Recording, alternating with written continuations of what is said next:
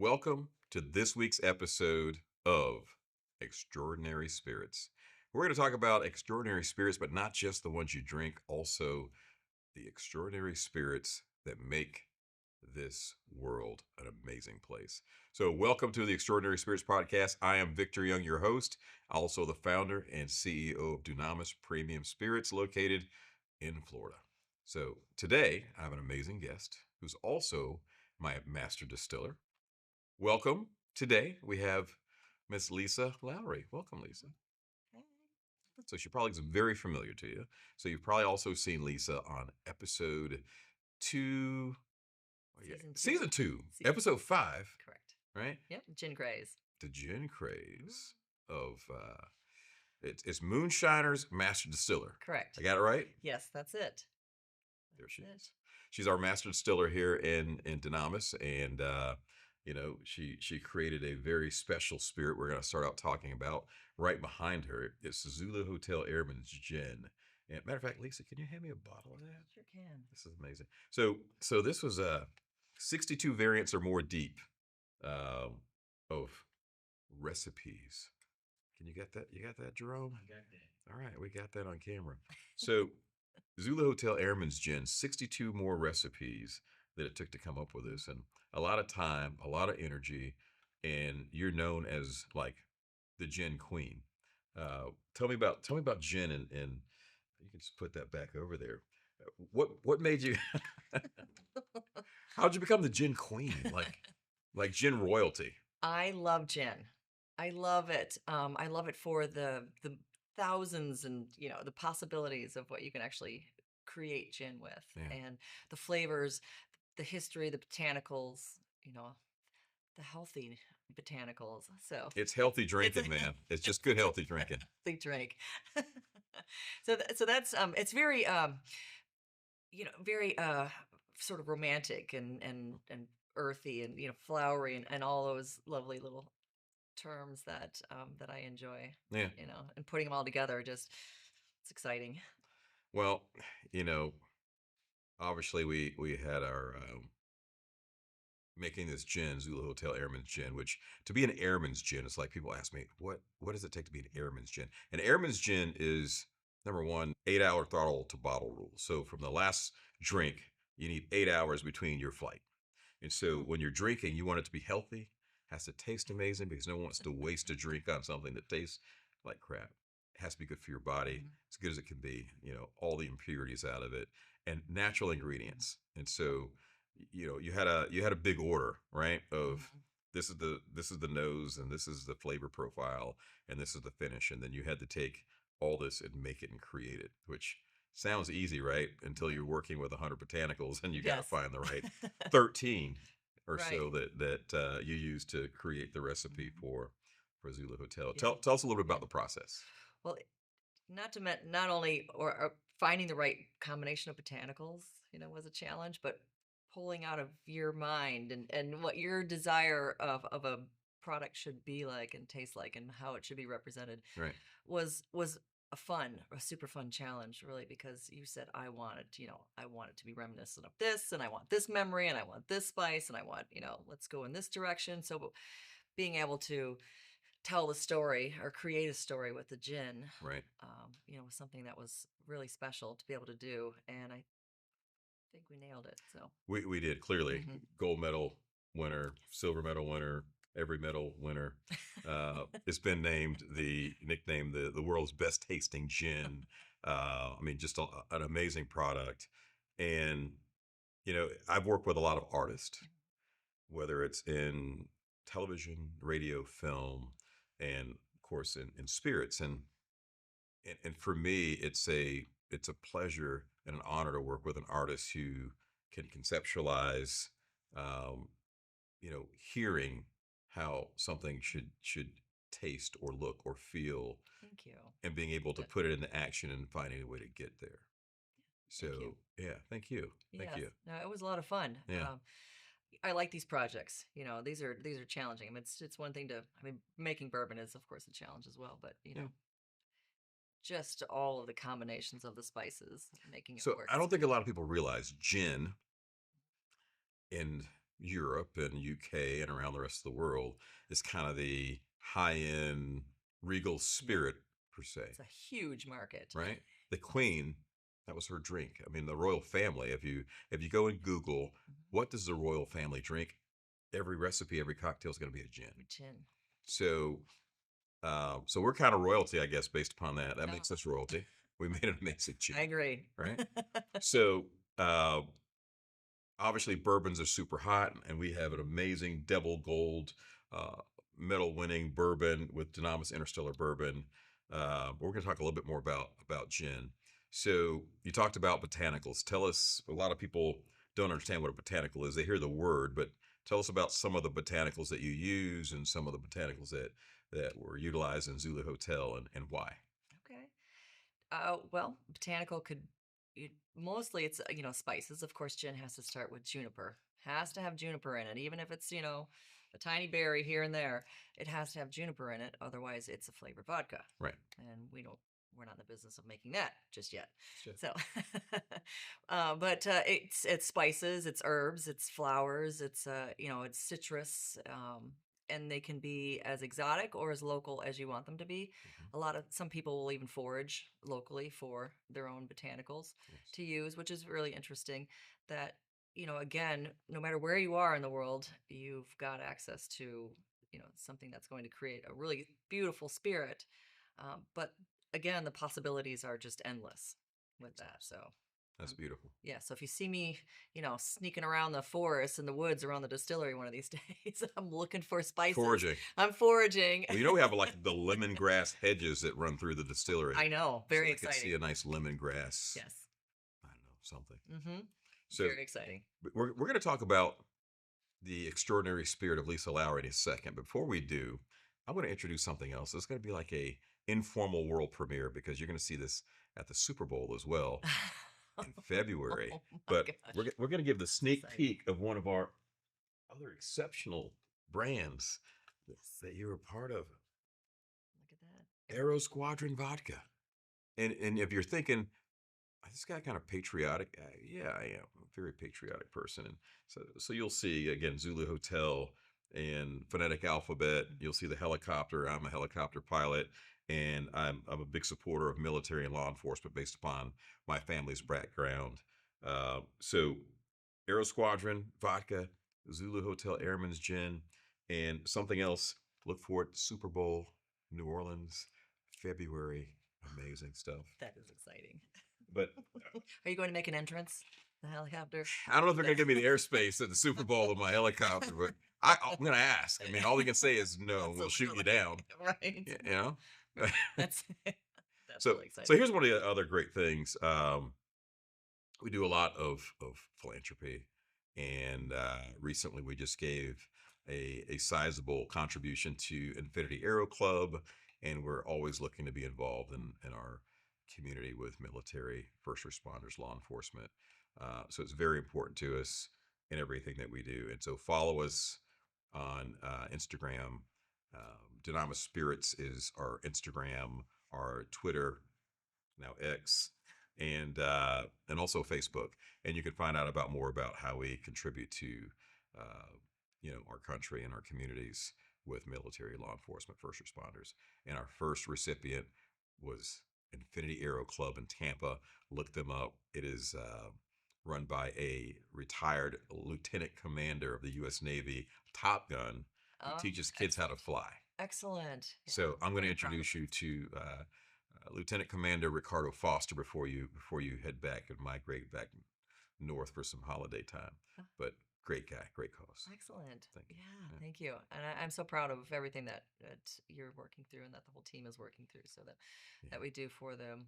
They're it's well deserved. Thank you. The support. Thank you. Thank you very much. Yes. Now it's Elisa time. Uh-oh. Look at that. We just talked spirits for a minute. I love spirits. now. So tell us about season 2, episode 5. Oh, the gin craze. The gin craze. Right. How was that? How was being on a show and the lights and the camera, the production, and that was really my first experience with a big production like that, and it was. Now this is your second. This is second, maybe not as quite as big. Not quite as big. No, but still, it was a little nerve wracking. Like, I'm always concerned. Like, what am I doing on TV? What am I saying? Am I saying the right thing? Am I representing the brand?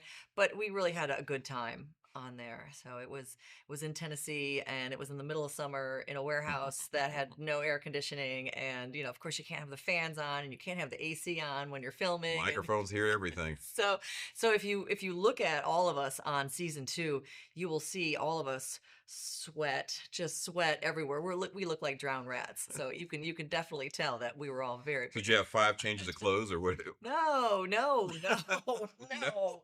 For 8 days, I had to wear the same thing.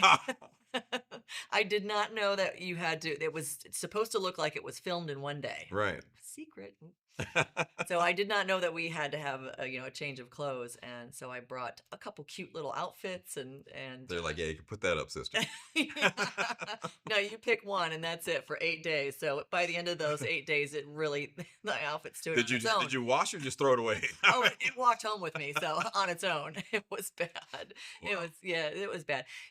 So and I can't see them now, but I have some tattoos, and I had to cover those up, and yeah, so I had to wear a jacket in the warehouse. in the warehouse in the middle of summer. Yes, yes, it was fun. It was a lot of fun. I met a lot of really great people, and so now I have friends in the whole moonshiners community, Yeah. that are opening their own distilleries, and a lot of the contestants. It really helped to catapult them into. Who was your favorite judge?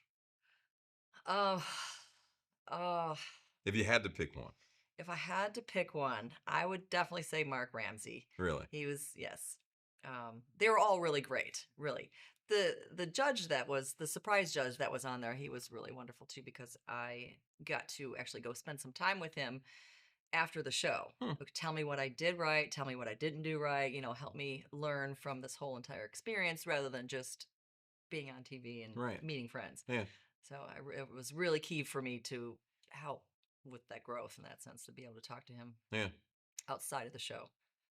So I was on a Bravo television show, Bravo. 2011. It was called Pregnant in Heels. Filmed in New York City, and I was not pregnant. Please don't tell me. In heels, but it was a great show. And the episode that I was on, I was part of these 7, diverse CEOs from around the country that this affluent family wanted to help name their child. Oh. So it was a pretty cool process. It wasn't like making gin or anything. No. That's interesting. Maybe we should have named the baby Jen. Maybe you should wear the heels and then Zulu, little Zulu. Little Zulu. Only if I had known. Oh, like that. So, had your experience there? What advice would you give to other people looking to get into the spirits industry, knowing what you know now? What would be your number one piece of advice that you would give out? Run. Just kidding. No, I would, if you want to get into it, I mean, it depends on what level where you're at. Do you want to be a distiller? Do you want to be the owner? If you want to learn how, I actually apprenticed with a really great distillery, the Mystic Farm and Distillery in Durham, North Carolina. Yeah. Really super great people. So I cut my teeth on a professional level with them. So they were able to teach me how to create world-class bourbon. Sort of got my feet wet in the gin industry because they made a really great gin, and so I'm really grateful for that opportunity. So I stepped out of the corporate world and I took a massive pay cut, sort of like I was back, in college days, sleeping on the cot in the distillery, and just anything that I could do to learn the craft as quickly as I possibly could. And that's sort of how I got to where I am now. Just learn. But, opening your own distillery, that's another episode. It's more than another episode. Yeah. It's a series, right? Uh-huh. There's a lot of people who want to be brand owners. And, it's like, okay, I've had a lot of people call me and say, what do I look for in a distillery that's going to make my spirit? And I want to be a brand owner. And there's so many variables, but you have to think, when you're a brand owner, you don't own a distillery, so it's not like you can shift a recipe on the fly, or maybe you don't have the ability to the scale to get your costs down. It's like you just go in and you pick these materials, and if it's not something that's considered a high volume, you know, bottle or cap, you know, or seal, then you're paying for some custom design. Yes. And a lot of people who want to get into this business, they want all this custom stuff, and they want Yes. the bottle shaped like a skull or a question mark, and they think all these great ideas, and then they make a bottle of vodka that costs $60. Yes. And no one buys It it. costs that. Yes, Right? exactly. You're like, well, this is such a cool bottle. People don't buy bottles of vodka most of the time to collect it. Vodka, you But like to, you know, it could happen. It could happen. it could happen. But you also said that, you know, we're not in the business of selling a bottle. You know, Yeah. a bottle to a collector. We're in the business of selling pallets, cases and pallets where the so That's where you make money, right? Mhm. If you can't identify who you're going to sell your pallets to, and you're a brand owner, you've got to really find out who your competitive set is in the market or the region that you want to sell to. Right. And because everyone's fighting for that real estate space on the shelf, you know, at gas bars or Liquor Depot or Norman's Liquor. See how I just shouted you guys out? Just like that. Even Total Wines, you know, Total Wine and more. And so, you know, you've got to be able to distinguish yourself, but you can't do it in a $60 bottle. No. No. So to be a brand owner, wow, it's a tough deal. It really is. I've seen several people in that sense just fade away Yeah.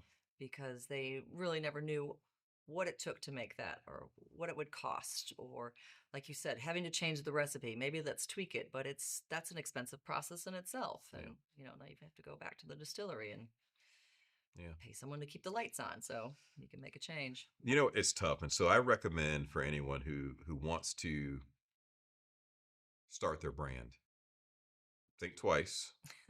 But I'm not a dream killer, right? But think twice, and maybe you buy into another brand and you partner Hmm. and create some financial synergy, because getting that first order is not where it ends. It's, you know, the advertising, the marketing, the shelf toppers, the brand ambassadors doing tastings. I mean, the cost and the expense just goes on and on and on and on.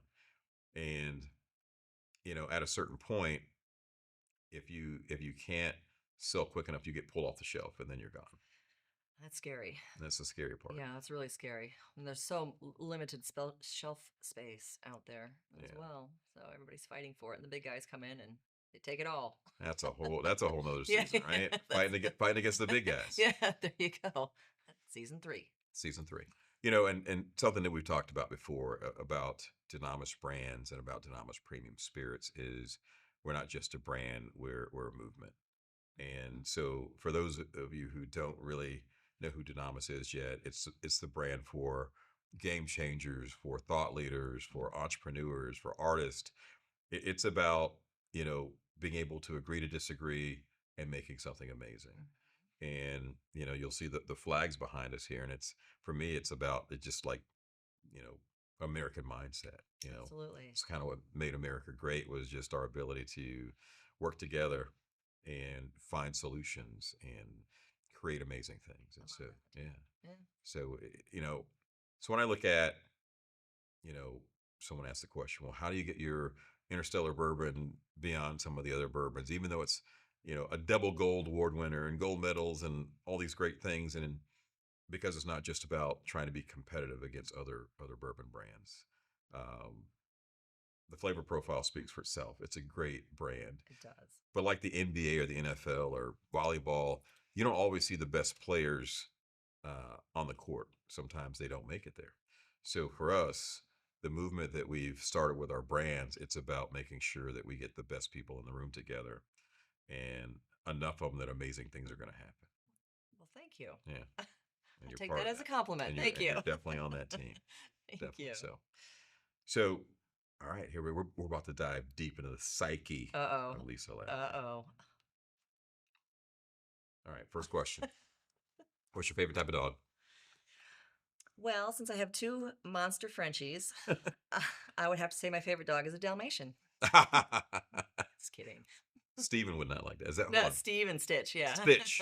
Two little monsters. Stitch. They really are, but they're blessings. They're just special little rescue dogs, and Yeah, I really enjoy them. they're pretty cool. Yeah, monsters. So, if you take gin off the table, what's your next favorite spirit? It's like picking your favorite child. I would have to say bourbon, Yeah, most definitely. yeah. Yeah, I absolutely love our rum, um, but really, yeah. Maybe sounds like all four. Maybe just Yes, exactly. Long Island Vodka. iced tea. We have a really good. Oh God, no. Maybe 30 years ago, maybe, but no. We have vodka. You know, the Yes. vodka's amazing too. So Mermaid vodka. yeah, Great. That's another great Arrow one. Arrow Squadron. Squadron. We have two great vodkas. Right, and I think it's all about the process and really striving to put out that really good product. That product that is just the flavors, the sippability, the aromas. I mean, everything has to be high end before I will endorse it, and I'm sure you too. So Yeah, before it goes out the door, it's got to be number absolutely. one. You got it. So, right now, if you could be a part of any charitable movement on the planet, what would it be? Any charitable movement Yeah. on the planet. Well, I I don't want to sound cliche, but being a breast cancer survivor Mhm. myself, I have helped many women sort of get over that fear and the unknown of what's to come. And, and I continue to do that and I continue to support, in my community. So, I mean, that's really something that's close to my heart, Absolutely. obviously. Yes, exactly. So, Yeah. and having to deal with just the feeling and the appearance and everything that you have to go through, Yeah. and so that's a challenge too. The aftermath of breast cancer has been really challenging Well, for a me. lot of people don't realize that sometimes there's a little PTSD after you've gotten that diagnosis as well. So Hmm. even after everything's great and, God willing, you ring the bell and you're cancer free, and then all of a sudden, okay, now you just can't go back to normal life No, anymore after that. no, you Everything can't. changed. It really does, and it's really taking me two or so years to really get beyond that. Yeah. And what does that look like for for everybody? It's different, something different. Some people tattoo the scars, and some people, I don't want to do other things, but All types of things.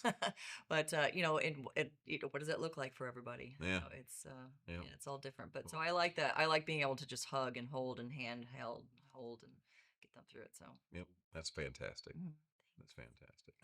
You know, it's obviously near and dear to my heart and a big part of my background and as mhm. well, and a lot of my charitable giving in that space as well. And um, shout out to Dick Vitale, the V Foundation, Dickie V. Love you. You've raised gazillions of dollars for pediatric cancer, and you know, you got a bottle of bourbon coming. Yes. But it is. It's cancer is one of those things that there's so many people trying to find a cure for it, Mhm. and we're getting closer to finding that cure.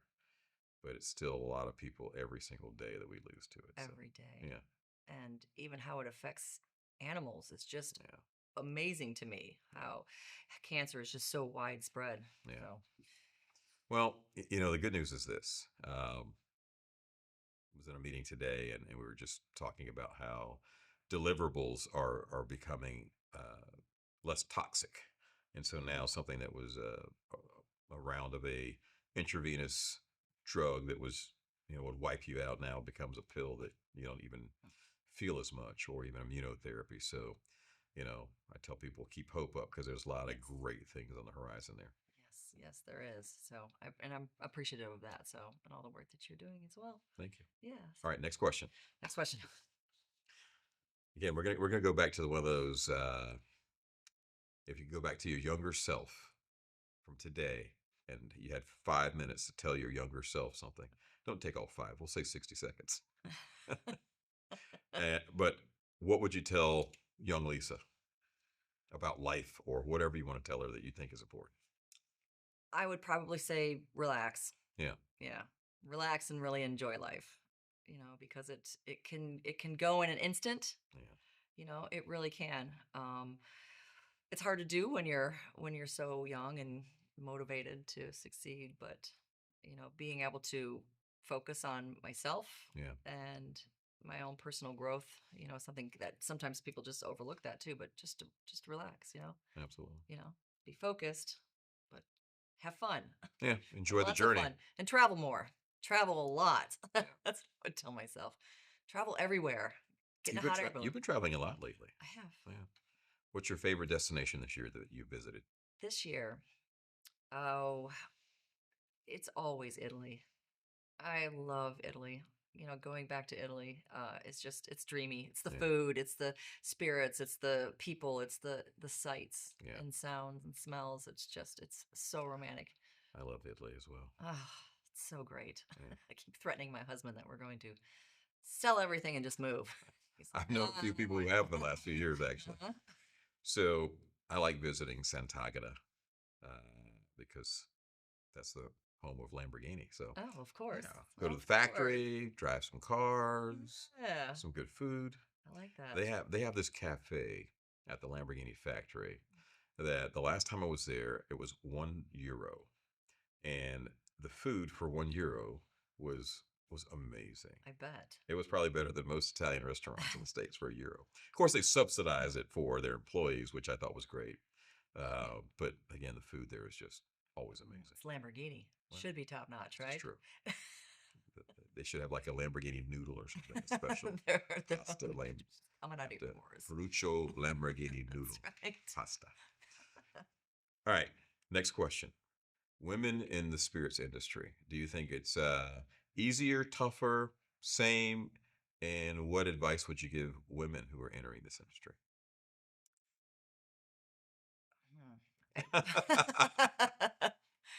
I applaud them. I mean, I think it's great. They want to get in there and challenge themselves. Like I've never looked at a position or an industry or anything as male or female or who's better Yeah. or anything like that, because I make some darn good products, a lot better than some men I know. So it's never been a hindrance for me, but I think that women get a have a really good sense of taste Mm-hmm. and smell, and I mean all of their senses are, so they say, are more honed than Heightened. Yeah, heightened than men, right? Would you men agree that women have heightened emotion? No, not. Oh. It wasn't emotions. No, what'd you say? Senses. I'm sorry. Emotions. It's terrible. So senses, yes. Yeah. And it's never been, a woman forward industry Right. either, so it's it's a scary thing when you look at all of that equipment, that big, massive, powerful, dangerous, exciting, fast equipment that you get to work with. The bigger the better, of course. Yeah. And I think it's really cool to see a woman in there just turning a wrench and just producing. Well, you jump in there, roll the sleeves up. Heck yeah, roll hop up. in the still. Let's go. Yes. Yeah, run it. And I love that. And I it was all like I left the corporate world. Like that wasn't my background or anything like that. But I dove in head first, almost literally. Into the fermentation tank. Guess who has to clean the tank today? Head first. No. All right, good. Yeah. I love your answer because it seems like over the last few years, there's been so much division between everyone, men against women and this against that. Mm-hmm. And I think if we can just get rid of that thinking. We don't need that. We don't need that. It doesn't make any sense to me. Enjoy the journey. Have fun with great people. Learn as much as you can learn. Absolutely. People make life so difficult sometimes. So difficult. We don't need divisions. Yeah. We just need people to care about each other. That's right. Game changers, thought leaders. That's right. Influencers. Just people that walk the Dunamis lifestyle. Mm-hmm. Dunamis, a lot of people ask me why the name Dunamis, and it's ancient Greek word, and it's just the highest level of power. And so, the way I look at power is not a money thing, because I've seen some of the most powerful people in the world navigate with little or no money in their pockets. Mhm. And they're in rooms and in places that most people couldn't buy their way into. Yeah. And we all have a certain level of power that we possess, and it just depends on, can we harness it? Can we visualize it and see it? Can we harness it? Can we use it? And I think when people don't, they're not able to connect with their inner self and enjoy that journey, have fun, laugh, visualize and see things and see their next move and how they're going to Mhm. progress. You can't get there when you're Yeah. just wound up and you're angry and you're upset and you're processing a Right. million things that have zero value. Zero value. Just let it go. Just let it go. Let it go and just love life. Yeah. Yeah. Yeah. So if you had to blend two spirits to make a new category of spirit, Oh it has to goodness. taste good, smell good. What would you blend and what would you What hasn't been done yet? make? Because there's so much out there. Shampipple. uh, we have all these unique flavor buds and all kinds of things going on in our mouth. Yeah. Like I'm a huge fan of savory items. Hmm. So I had a buddy who actually made a gin using some garlic Hmm. once. I mean, it's Garlic out gin. in the woods, but making this gin, but yeah, but so that just lended just a really unique flavor profile. Yeah. So, and I don't see a lot of that out there. I don't see the savory side of the flavor profiles Right. out there. It's more, Citrus, sweet, yeah, sometimes thickly herbal. sweet. Yeah. Yeah, yes, exactly, but not the umami side or you know bacons and the meats and the garlics and the pickles and the this and the I it really sounds terrible, but I did have an amazing whiskey once that they took salsa ingredients, beautiful garden fresh herbs and tomatoes and all kinds of things that you would make salsa out of. They put it into their gin basket and made a beautiful interpretation of a salsa whiskey. So Shockingly. you just reminded me today, Matthew McConaughey, or maybe it was earlier this week, he announced his favorite tuna recipe, and it was like tuna, mayo, corn, jalapeno, corn chips. It was just like pickles, Yeah. raisins. Weird, It was like people were weird, like, "Whoa, weird whoa, easy." stuff. But he looks good. He's successful. Clearly, it Okay, works. I mean, it's working. maybe I want to try that, but I don't think I'd do a tuna fish gin. It was, yeah. I would probably pass on those. Yeah, hard pass. All right, we're gonna wrap it up soon. But is there anything else while you're here you want to talk about? And I do have one last question. Maybe you can answer it. Maybe it's part of Okay. your answer. What's next for you? Obviously, making amazing gins and vodkas and spirits with Dunamis. But what else do you have going on? And where else are we going to see you in the future in your career? I would really love to conquer the UK market with our products. Yeah. I would really love to see us in there.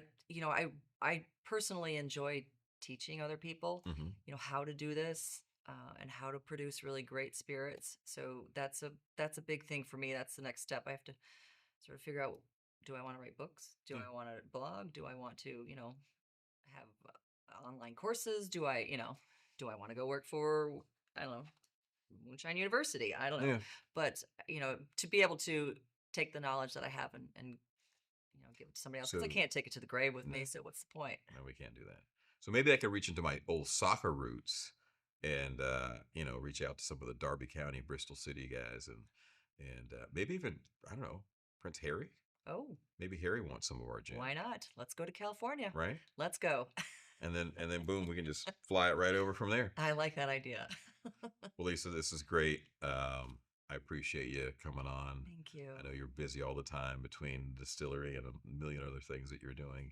Thank And you. we're glad to have you here. We're glad to have you on the team. And hey, Dunamis Premium Spirits, your family. And so we're here to support you in your other endeavors as well. So Thank you. thanks for coming on the show. Thank you. This video is probably going to get like at least 6, 7 million views. So, just be ready for your email to blow up. Excellent. And if you see Matthew McConaughey, tell him to at least take the corn and the jalapenos out of that. That's right. Come on, Matthew. Step it up. Thank you. Yeah, I'm grateful to be here and to be part of the team too. So you guys are just tremendous. You just make me smile all the time. Thank you. Yeah. Thank you. Yeah. It's a pleasure. Yes, it is a pleasure. Thank you.